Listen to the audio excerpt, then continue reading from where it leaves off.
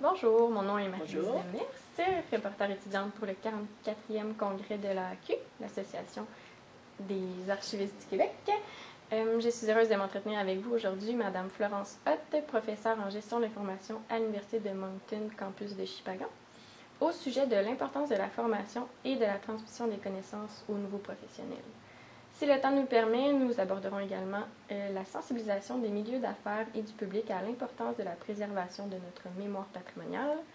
Nous allons, si vous le voulez bien, entrer de maintenant dans le vif du sujet. Donc, pour commencer, j'aimerais savoir, à votre avis, que doit apprendre un futur archiviste pour être en mesure de bien répondre aux réalités documentaires de l'entreprise? Je ne sais pas si vous voulez, je peux le dire en d'autres termes, quels sont, selon vous, les cours indispensables qu'un futur archiviste doit suivre pour être formé, pour être bien formé, selon vous? Quelles connaissances essentielles transmettre à un nouveau professionnel? D'accord, donc là vous me demandez un petit peu de parler des cours. Je vais vous dire que comme moi j'ai une ouverture, j'ai commencé en France, je finis au Canada, donc j'ai vu des manières différentes d'enseigner, des concepts différents. Et en plus j'ai 30 ans d'expérience, donc vous pouvez imaginer qu'on n'enseignait pas la même chose il y a 30 ans, où je me rappelle ce que le professeur nous enseignait, c'était la loi de 1979 sur les archives. Une fois qu'on avait fait la loi, qu'on avait compris les principes, c'était débrouillez-vous et allez sur le terrain. Alors j'ai peut-être gardé un aspect un petit peu terrain et pratique, puisque ensuite j'ai dirigé un centre d'archives d'entreprise, où là aussi j'étais pionnière, puisque ça n'existait pas de gérer la mémoire d'entreprise. Donc moi je gérais toute la mémoire des archives alsaciennes d'entreprise. Et donc on m'a dit, bah, tu vas dans l'entreprise, tu vas essayer de convaincre l'industriel de gérer son patrimoine. Donc vous imaginez un industriel, on arrive, on lui dit, monsieur, votre histoire m'intéresse. Donc tout à fait la chose à pas dire, à pas faire. Donc au vu de mes expériences, évidemment, il a fallu bien sûr enseigner de la théorie, mais je pense qu'il est très bon de toujours imager et de toujours pratiquer ce qu'on apprend en cours. Donc moi je suis autant pour les expériences, les stages, les mises en situation que bien sûr la théorie qui est indispensable. Mais je dirais il y a aussi toute la psychologie de l'étudiant. Dans les périodes que j'ai connues au départ, je travaillais beaucoup, et beaucoup de mes collègues étaient d'une timidité maladive, qui rougissaient, qui n'avaient qu'une envie, c'est que personne les voit, qu'ils puissent classer leurs petits fonds. Et puis là, on a les générations qui ont évolué, et maintenant, on n'attend pas que le document vienne nous voir. C'est vraiment un changement d'attitude, et l'érudition n'est plus la qualité sine qua non pour faire de l'archivistique. Maintenant, c'est plus faire de la connaissance, comprendre l'institution, comprendre le lieu où on est, comprendre les gens, voir leurs besoins, identifier leurs habitudes et devenir très, très interdisciplinaire. Et ça, c'est vraiment un changement. S'adapter vraiment au milieu aussi. Et s'adapter, et la formation, je crois, elle s'adapte, parce que je vois que les étudiants actuellement sont aussi multitâches, n'hésitent pas à s'intéresser aux technologies, en font des bons outils, alors que ce n'est pas l'outil qui leur dicte quoi faire. Donc là, il y a un gros changement, puisque nous, on a connu les années où l'informatique avait un cadre, et puis nous, on essayait de suivre quand ça marchait. Alors que maintenant, on a fait des outils, puis bon, la révolution numérique a fait que le métier est devenu très, très, très générique, et qui nous oblige donc à avoir beaucoup de cordes à notre arc. Mais la psychologie est fondamentale aussi, donc le rapport aux gens. Vous ne pouvez pas mettre en place un système en ignorant les personnes qui vont faire marcher le système, parce qu'ils vont sortir du système. Donc ils ont beaucoup de choses à apprendre, les étudiants. Et puis bon, de la culture générale, et puis de la pratique. C'était un peu l'objet de ma prochaine question, la théorie à la pratique. En lien avec votre présentation de tout à l'heure à laquelle j'ai assisté, qui portait sur une étude de cas à la librairie Pélagie, où vos étudiants ont appliqué la théorie assimilée pendant leurs 3 premières années de baccalauréat à un milieu de travail avec des besoins particuliers. Donc, croyez-vous que le nouveau professionnel de l'information apprend davantage pendant ses études, donc sa formation théorique, ou dans un contexte professionnel, soit en stage, lors de son premier emploi, ou un contexte un peu comme celui que vous avez présenté, un cours, mais qui est quand même très terrain? Alors, j'ai les deux cas. J'ai des étudiants qui viennent de cégep ou qui viennent de collège, qui ont donc appris des procédures, qui ont appris à construire des outils. Donc, ils sont très bons quand on leur demande de faire un exercice, mais dès qu'on leur demande de faire une analyse des besoins et de faire la synthèse du projet, là, ils sont perdus. Puis à côté de ça, j'ai des débutants qui eux, en théorie, sont très à l'aise, mais comprennent rien à la pratique. Okay. Donc c'est les publics aussi qui sont différents, puis je dirais, le pédagogue est obligé de s'adapter aussi au public qu'il a. Donc qu'on ait fait de la théorie, qu'on ait fait de la pratique, ce qui est important, c'est de relier les deux. Alors bon, c'est sûr qu'il faudrait de la théorie pour arriver à la pratique, mais quand on a pratiqué et qu'on peut après mettre des mots sur ce qu'on a fait, ça marche aussi. Donc je dirais, je ne suis pas très rigoureuse dans tout ça. Ce qui est important, c'est la manière dont on utilise les compétences et les connaissances. Ok, parfait. Est-ce que les programmes d'études en archivistique ou gestion de l'information devraient être révisés selon vous? Si oui, qu'apporteriez-vous comme modification à certains programmes? Alors on vous dira toujours qu'il faut modifier. Nous, notre baccalauréat en gestion de l'information à Chipagan, on vient de subir l'évaluation par la directrice des sciences de l'information de McGill. Okay, donc vous voyez qu'il y a eu une grosse réflexion et elle semblait dire, parce que notre bac, on fait autant technologie, donc il y a gestion des bases de données, sites multimédia, commerce électronique, veille stratégique et gestion documentaire. Donc c'est un tout. Elle semblait dire qu'il fallait qu'on recentre un peu plus sur la gestion documentaire. Okay.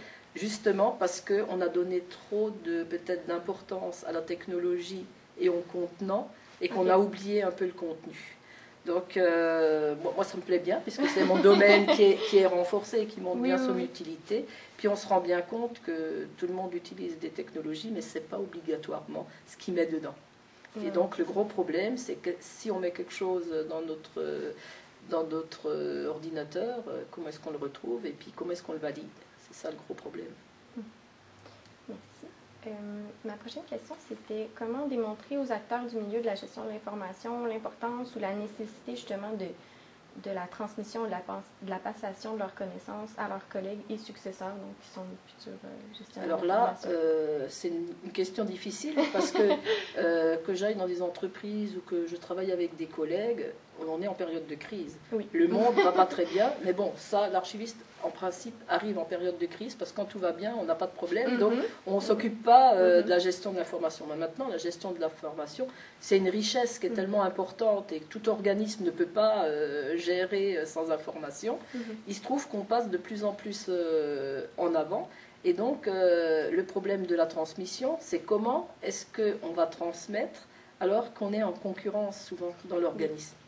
Et peut-être que là, les archivistes peuvent jouer une forme de neutralité par rapport aux autres domaines. Et ça peut être une force, parce que nous, on est très transversal. Et donc, en étant transversal, on est les alliés de tout le monde. Et j'insiste toujours, on ne porte pas de jugement. On propose des solutions, on ne les impose jamais, parce que de toute façon, on les recommande. Et à partir de là, c'est sûr qu'il faut faire passer cette notion de partage. Bon, avec les fichiers partagés, on a un exemple typique de tout ce qui ne va pas, parce que tout le monde jette dedans, mais on n'utilise que ce qu'on connaît, et ça pose problème. Donc peut-être qu'on pourrait être à nouveau des passerelles entre les gens qui produisent les documents et les gens qui les utilisent. Et là, on aurait un rôle à faire, parce qu'on se rend compte que les informaticiens ne suffisent pas à mettre en place une politique documentaire qui satisfait aussi bien la conservation patrimoniale que la gestion courante. Et puis avec l'augmentation de la réglementation maintenant, on a des bons sujets, des objectifs qu'on peut proposer aux dirigeants, puis ils nous écoutent. Parce que quand on leur parle, vous avez un problème de confidentialité, de renseignement personnel, la réglementation, vous avez éliminé la traçabilité, c'est parlant pour eux. Ce qu'on n'avait pas il y a une vingtaine d'années. Donc les normes sont un atout, mais il faut savoir les utiliser et les vulgariser aussi. Si vous voulez bien, on va passer au sujet plus de la sensibilisation des milieux d'affaires, dans le fond, et au public en général à la préservation de notre mémoire patrimoniale. Donc, selon vous, comment sensibiliser justement ces milieux à l'importance de la préservation de notre mémoire collective? Puis, quels moyens envisager, quels arguments faudrait-il mettre de l'avant pour... Moi, j'ai toujours conçu que la gestion de l'information, c'est un tout. Donc, notre travail devrait commencer à la production du document et que si on veut convaincre quelqu'un, il faut lui rendre service. Donc, pour lui rendre service, l'histoire n'est pas, à part un anniversaire, parce que ça on aime bien, là il y a une occasion de mettre en valeur des documents, il vaut mieux d'abord gérer les documents lui permettre d'avoir une information qui tienne la route, et à partir de là, on va pouvoir parler histoire. Moi, j'ai fait beaucoup de consultations en entreprise, et souvent, au départ, ils me voyaient en tant que consultant pour mettre en place une politique, et avant de partir, quand la politique tournait, ils me disaient « Oh, ben ça serait bien maintenant que vous vous occupiez de notre histoire. » Donc, vous voyez, c'est beaucoup de la persuasion, parce qu'il faut faire nos preuves. Quand vous vendez une politique, ils ne savent pas ce que ça va donner. Hein, on ne vend pas des mouchoirs, parce que là, on a un produit. Donc, comment leur donner cette confiance de penser qu'on va pouvoir mettre en place quelque chose qu'ils puissent utiliser. Et c'est une fois que la confiance est là que l'histoire se fait. À part pour, on va dire, les entreprises plus familiales qui, elles, ont cet affectif. Mais de nos jours, l'affectif, il n'y en a plus trop avec l'entreprise. On a plus des actionnaires que des entreprises familiales. Donc, c'est vraiment un autre public. L'entreprise familiale, l'affectif, c'est important. Ouais. Donc, c'est vraiment ça, d'établir un lien de confiance avec un lien de confiance. Puis montrer qu'on a bien fait. Puis... Et puis surtout, aussi, ne pas avoir un langage trop technique qui les effraie. Donc, revenir, bien expliquer. Moi, je me rappelle d'un industriel, il avait adoré ce que je disais, puis moi, je parlais toujours de récollement. Puis devant son conseil d'administration, bon, maintenant, Madame Ott va faire de la recollection. Alors, bon, vous ne pouvez pas dire à votre industriel, mais monsieur, vous n'avez pas compris ce que je vous raconte. Donc, il faut faire très attention à ce qu'on dit, parce que des fois, le terme n'est pas obligatoirement compris, ou alors mal compris. Et puis, les systèmes dérivent. J'ai eu des calendriers de durée de conservation qui sont devenus des calendriers d'élimination. Donc, vous imaginez ce que ça peut donner. Parce que nous, on a nos outils, mais pas tout le monde ne les comprend pas. Donc, il faut mettre des gants blancs parfois, puis comme vous disiez dans votre conférence tantôt, il faut jouer un peu un rôle de séducteur aussi parfois avec les clients. Toujours, l'image de marque est importante, la séduction. Et ma dernière question, c'était en quoi votre parcours et vos expériences professionnelles vous ont-elles aidé à creuser le sujet de la sensibilisation et à apporter de nouvelles idées moi, je dirais que mon parcours a été un peu multiforme, puisque, bon, comme je viens de France, j'avais une vision patrimoniale sur la durée, 2 siècles, 3 siècles, et puis je gérais des archives privées, donc j'étais obligée de répondre à des objectifs précis, hein, puisque si je voulais que les industriels collaborent, il fallait qu'ils aient un produit qui tienne la route, donc j'ai fait beaucoup de formations, et je me suis rendu compte finalement dans toutes les formations, c'est que les gens, de prime abord, ce qui leur fait peur, c'est qu'on juge le travail qu'ils font. Parce que quand on va chercher le document, c'est pas le document qui pense, mais c'est la personne qui se trouve derrière le document. Et donc, ils ont souvent peur du regard qu'on peut poser sur leur travail. Donc, à partir du moment où on leur a montré qu'on est des alliés et qu'on opère une assistance, ça va beaucoup mieux. Et avec mes étudiants, c'est pareil. Je me rends compte, mes étudiants, ils ont besoin d'être assistés, pas encadrés. Mais qu'ils puissent faire de temps en temps des essais, se tromper, voilà. Et puis que nous, on est là pour les rassurer, et puis pour les remettre sur la bonne voie. Donc les stages sont aussi un outil qu'il faudrait que tout étudiant fasse, parce que le stage permet après de vérifier où on en est et comment on avance. Comme j'ai vu le baccalauréat en gestion de l'information, justement, à Shippagan, il y a un programme, le régime coopératif, il y a plusieurs stages. Est-ce que vous pensez que c'est vraiment un bienfait, puis que plus de programmes devraient offrir de nombreux stages comme ce programme? Alors, c'est tellement bien fait que notre évaluatrice nous a conseillé, donc ça va être passé que même pour le programme régulier, maintenant, il va y avoir un stage optionnel.